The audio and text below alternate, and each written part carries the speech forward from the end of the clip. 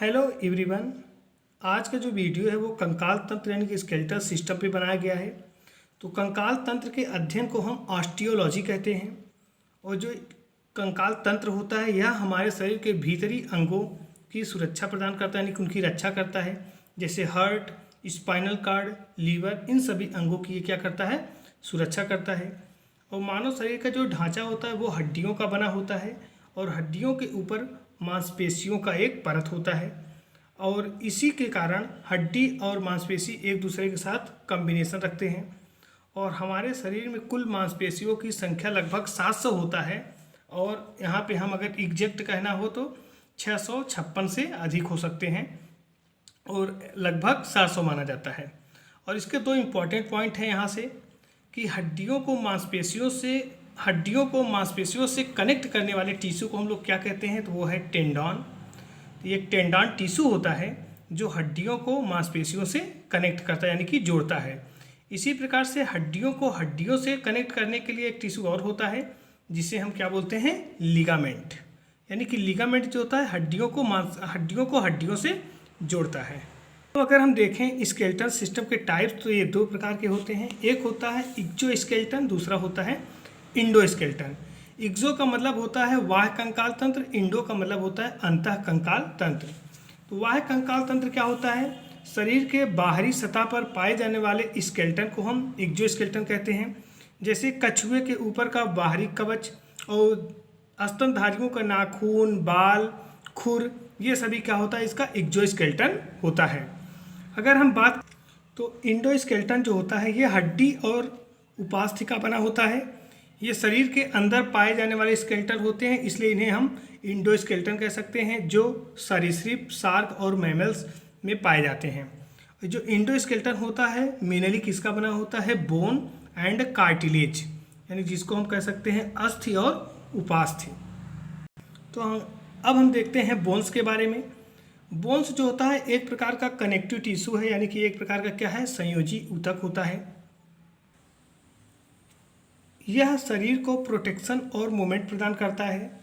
और जो long bones होते हैं उनमें आरबीसी, डब्ल्यूबीसी और प्लेटलेट्स का फॉर्मेशन होता है। इसके अलावा यह बोन्स में मिनरल्स को स्टोर करता है, जैसे कैल्शियम और फास्फोरस को, क्योंकि हड्डियां जो होती हैं वो कैल्शियम फास्फेट की बनी होती हैं, अतः यह मिनरल्स का स्टोर भी करता है। इसमें जो उपस्थित सेल होते हैं उन्हें हम ऑस्टियोसाइट सेल कहते हैं। इसे मेच्योर बोन सेल भी कह सकते हैं, यानी कि जो हड्डियां मेच्योर सेल से मिलकर के बनी होती हैं उसे हम बोलते हैं ऑस्टियोसाइट। अब सेकंड देखते हैं कार्टिलेज। ये कार्टिलेज क्या होता है, यह भी एक प्रकार का कनेक्टिव टिश्यू होता है जो बोन्स के ज्वाइंट में उपस्थित होता है। यह बहुत ही हड्डियों की तुलना में यह सॉफ्ट होता है, यानी कि मुलायम होता है और जिसे आसानी से तोड़ा जा सकता है। यह करता क्या है, हड्डियों के जॉइंट्स के बीच में पाया जाता है और हड्डियों को ज्वाइंट करने का काम करता है। और कार्टिलेज में जो उपस्थित कोशिकाएं पाई जाती हैं उसे हम कोन्ड्रोसाइट कहते हैं। जैसे हड्डियों में ओस्टियोसाइट, उसी प्रकार से कार्टिलेज या उपास्थि में कोन्ड्रियोसाइट सेल पाए जाते हैं। अगर हम इसके स्ट्रक्चर की बात करें तो कार्टिलेज की स्ट्रक्चर जो होता है इस प्रकार से बना होता है और मैट्रिक्स के रूप में ये होता है। हम मानव शरीर के कंकाल तंत्र की बात अगर हम करें तो शिशुओं में जो होता है लगभग 300 से अधिक हड्डियां होती हैं और एक वयस्क व्यक्ति में लगभग 206 अस्थियां होती हैं। अब इन अस्थियों को हम दो भागों में डिवाइड कर सकते हैं। एक होता है अक्षीय कंकाल यानी कि एक्सियल स्केलेटन, दूसरा होता है अपेंडिकुलेट या इसे बोलते हैं अनुबंधी कंकाल।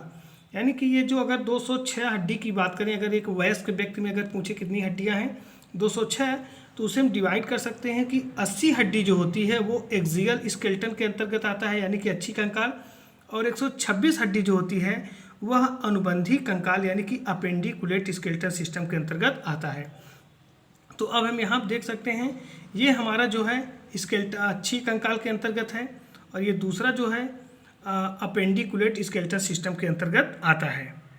अगर हम अच्छी कंकाल के अंतर्गत जो 80 हड्डियाँ उसको डिवाइड करना चाहें तो उसमें से हम बता सकते हैं कि जो हमारा हेड होता है, हेड में टोटल 29 बोन्स होते हैं, यानी कि हमारे सिर में 29 हड्डियाँ होती हैं। और वर्टिब्री कॉलम में, यानी कि इसको हम कशेरुकदंड कहते हैं, तो कशेरुकदंड में 26 हड्डियाँ होती हैं। और जो हमारा ये चेस्ट बोन होता है, यानी जिसको हम पसली कहते हैं, तो पसलियों की संख्या टोटल होती है कितनी, 24, और प्लस एक ये जो सामने कॉलर बोन दिख रहा है, वो सॉरी इसको बोलते हैं हम लोग ब्रेस्ट बोन। तो ये ब्रेस्ट बोन मिला करके टोटल चेस्ट बोन में हो जाती है 25 हड्डियाँ। तो कुल मिला के 29 सिर में और चेस्ट में 25 और वर्टिब्री कॉलम में 29, 26, ये तीनों मिला करके टोटल हमारी हड्डियाँ बन जाती हैं कितनी, 80। तो ये हमारी क्या है, एक्सियल बोन है। अगर हम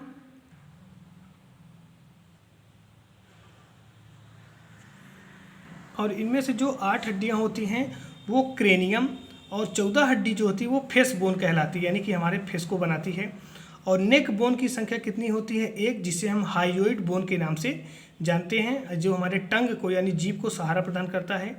और हमारे कान में, प्रत्येक कान में 3 हड्डी, इस प्रकार से दोनों कान में टोटल 6 हड्डियाँ हो जाती हैं। और मानव शरीर की सबसे छोटी हड्डी को स्टेप्स कहते हैं, बहुत इंपॉर्टेंट क्वेश्चन है।